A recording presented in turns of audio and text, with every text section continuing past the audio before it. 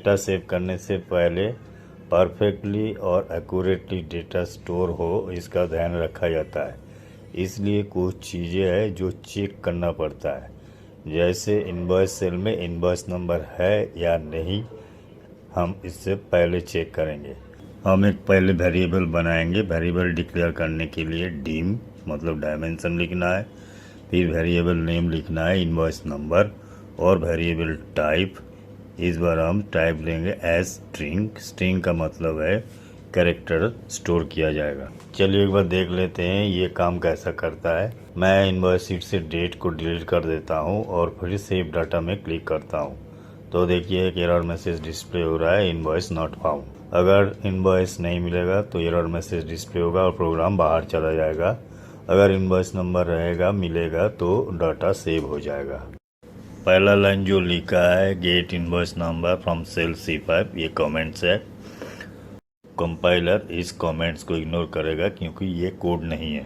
दूसरे लाइन में है इनवॉइस नंबर जो वेरिएबल है उसमें इनवॉइस शीट में से इनवॉइस नंबर को स्टोर किया जा रहा है। WS इनवॉइस ये है वेरिएबल जिसमें इनवॉइस शीट सेट किया गया है।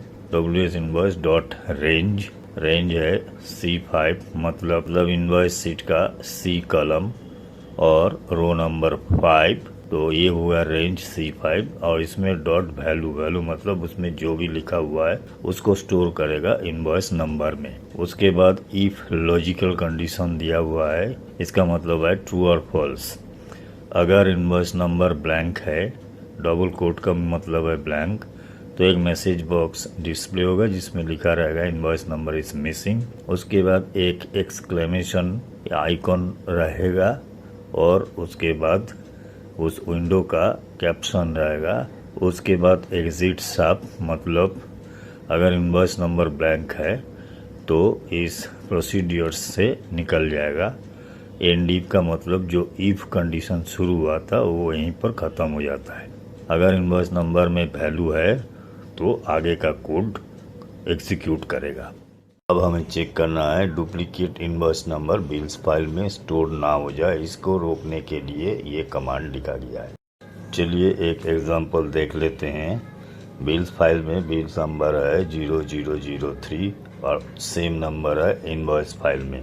जब आप इनवॉइस फाइल में सेव डाटा पर क्लिक करेंगे तो एक एरर मैसेज डिस्प्ले होगा क्योंकि ऑलरेडी ये बिल नंबर बिल फाइल्स में है। ये है एरर मैसेज का विंडोज और इसमें एक एरर मैसेज होते हैं और एक्सक्लेमेशन का आइकॉन होते हैं और एक विंडोज एरर होते हैं। और इसको जैसे आप ओके करेंगे तो ये प्रोग्राम से बाहर चला जाएगा, मतलब रिकॉर्ड सेव नहीं होगा। सबसे पहले हमें एक कमेंट लिखना है ताकि फ्यूचर रेफरेंस के लिए। उसके बाद हमें 3 लाइन कोड लिखना है, उसमें एक वेरिएबल भी बनाना है। उस वेरिएबल में बिल नंबर स्टोर होगा अगर है तो। कमेंट्स जो है कंपाइलर इग्नोर करता है क्योंकि ये कोड नहीं है।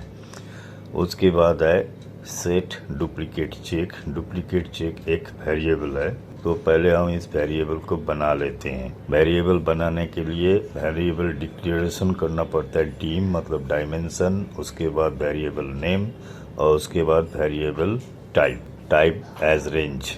WS bills file dot columns 4 dot find.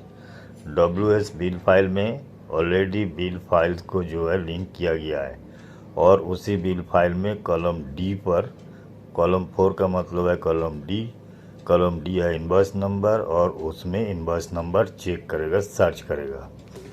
ये है इनवॉइस नंबर वेरिएबल जो पहले ही हमने इसमें असाइन कर दिया।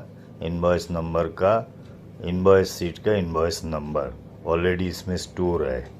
अब इस इनवॉइस नंबर को यहाँ पर ये चेक करेगा और ये है लुक एट एक्सेल होल मतलब एग्जैक्ट चेक करेगा। सेट डुप्लीकेट चेक, यह है एक वेरिएबल और इस वेरिएबल में सर्च रिजल्ट स्टोर होगा। अब डुप्लीकेट चेक में या तो डुप्लीकेट इनवॉइस नंबर स्टोर हुआ है या वो ब्लैंक है। अब हमें लॉजिकल कमांड देकर ये बताना है if not duplicate check is nothing, मतलब डुप्लीकेट चेक अगर खाली नहीं है, इसका मतलब हुआ डुप्लीकेट चेक वेरिएबल में इनवॉइस नंबर है तो मैसेज बॉक्स डिक्लेयर करेगा, एक मैसेज बॉक्स डिस्प्ले होगा, invoice number already exist in bills file, और एक एक्सक्लेमेशन आइकॉन और साथ डुप्लीकेट इनवॉइस नॉट फाउंड ऐसा एक हेडिंग आएगा। उसके बाद है एग्जिट सब, मतलब प्रोग्राम यहीं से बाहर चला जाएगा, बाकी जो भी कोड है उसको रीड नहीं करेगा। उसके बाद है एंड इफ, मतलब जो इफ कमांड शुरू हुआ था उसका यहीं पर ख़त्म होता है। आपके सुविधा के लिए मैंने एक हेल्प फाइल बनाया है, आप इस हेल्प फाइल को ज़रूर डाउनलोड कर लीजिए और साथ ही साथ एक्सेल सीट को भी डाउनलोड कीजिए ताकि आपको प्रैक्टिस करने के लिए फ़ायदा मिले। हेल्प फाइल से आपको बहुत मदद मिलेगा, इसमें पूरा एग्जाम्पल के साथ डिटेल्स में बताया गया है। डिस्क्रिप्शन में लिंक मिल जाएगा, वहाँ क्लिक करके आप डाउनलोड कर लीजिए।